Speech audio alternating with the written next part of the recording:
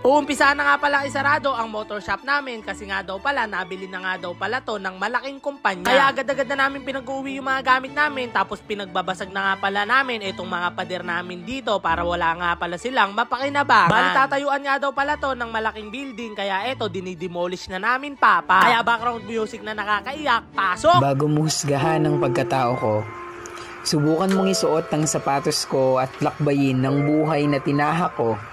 Kung narating mo ang narating ko, malalaman mo ang tatag at tapang ko.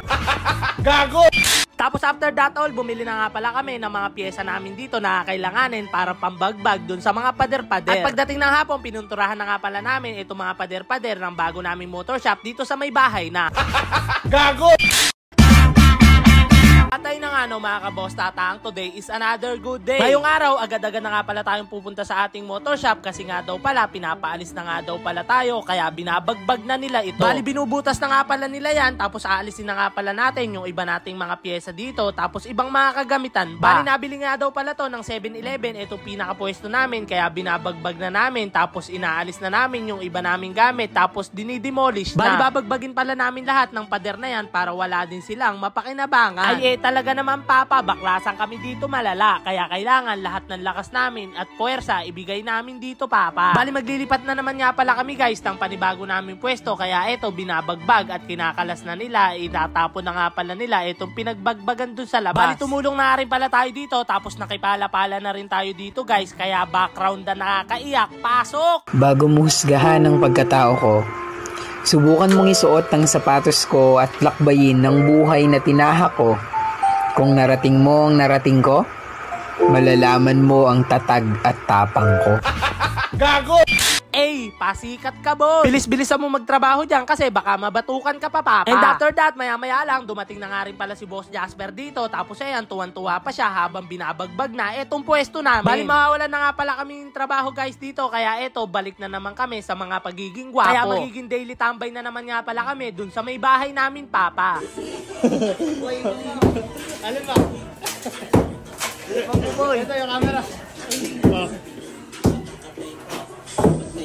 Sa sobrang pasikat nga pala ni Jasper, ayan, nagkalamat pa nga pala yung mata niya dito. Bali, ayun nga pala guys, sa totoong buhay nga pala, ayan, sa sobrang kabaitan nga pala ni Lord God, ayan, nagka-extension na naman nga pala itong motor shop namin. Bali, niluluwangan nga pala siya guys, pero hindi pa pala kami magsasara dito kasi ito na nga pala yung pinakauna namin pwesto papa. Medyo masikip na nga din pala kasi sa loob, kaya ayan, inadjust na naman natin. Tapos ayan, gumagawa nga pala dito si Boss David natin. Tapos ayan, ibababa na nga pala muna natin itong lona natin kasi nga pala may dadating nga palang buhangin tsaka mga hollow blocks na pinadeliver natin. Bali tayo na nga rin pala ang mag-aayos at magagawa nito. Katulong nga pala natin ang mga tropa natin kasi nga pala may experience naman din pala tayo sa paggagawa ng ganito. Bali sanay nga rin pala tayo mag-contraction kaya tayo nalay gagawa para hindi na nga pala tayo umupa sa iba papa. Bali kumuha na nga pala si kuya ng simento dyan tapos ayan igagayak na nga pala nila tong halo para maumpisahan na namin paderan itong mga gigilid-gilid ng pwesto. Bali si Kuya Paulo nga pala ang mason natin ngayon. Siya nga pala taga-ayos natin dito tsaka taga-forma papa. Bali tayo pala taga-abot lang tayo ng halo sa kanya upang maiayos. Tapos ayan, si Kuya JB pinapala niya na itong mga buhangin. After 2 minutes guys, ayan, nasaraduhan na nga pala ni Kuya Paulo itong bintana niya dati. At pagkatapos naman nun, ang isusunod naman niya, itong dati niyang pintuan, ayan, sinasaraduhan na rin namin bossing. Bali medyo nakakakalahati na kami dito guys. Ayan, pagod na nga pala akong mag-video dito papa. Ayan, may tama pa yung mga kamay ko. And after that all, after ng isang oras, tapos na nga palang masaraduhan ng mga pinto. Tapos ayan, pinapala na nga pala namin itong mga kalat. Kaya background music na nakakaiyak, pasok! Kung naniwala lang siya sa dati kong pinaplano,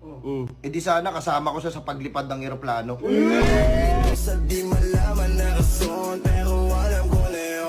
O tama ka na papa, baka makapiright ka pa. And after that nga guys, hapon na nga pala. Kaya ayan, nagliligpit na nga pala kami dito ng mga kagamitan namin dito. Bali nililinis na nga pala natin tong labas para bukas pag pumasok ulit tayo ay pwede nang gumawa ka agad. At ito nga pala yung araw ng day to natin. Ayan, kailangan pala natin ng kagamitan kaya agad-agad na tayong umalis at sumibat upang pumunta dito sa Inco Cabanatuan. Bibili na nga pala tayo dito guys ng welding natin, tapos barena tsaka grinder kasi nga pala tayo na nga rin pala yung gagawa ng mga sabitan natin doon sa ating motor motor shop. Bali sanay naman si Tito Bando, kaya ayan, binila na nga pala natin siya ng kagamitan niya. Dahil siya na nga daw pala yung gagawa, magwe-welding doon, tapos magbabare-bare na. At tapos pagkatapos nga pala noon, ayan, tinesting na nga pala natin to upang tingnan kung gumagana at okay ba siyang gamitin. At syempre, nung na-testing na, kinuha na nga pala natin to at binayaran natin. Tapos umuwi na nga pala tayo. Pipinturahan nga pala muna natin to ngayong araw guys, bago nga pala lagyan ng mga sabitan ng kung ano-ano. Bali tayo na nga rin pala ang magpipintura at Pacquiao nga pala yung kinanatin na yan, kaya napakabilis at dalawa yung gamit nating roller. Bali sa susunod na nga pala natin ipapakita ang finished product ng ating motor shop. Ngayon lamang guys, maraming salamat sa nanonood ng aking video. Chicken Bear out, Power Peace, alam mo na, walang iba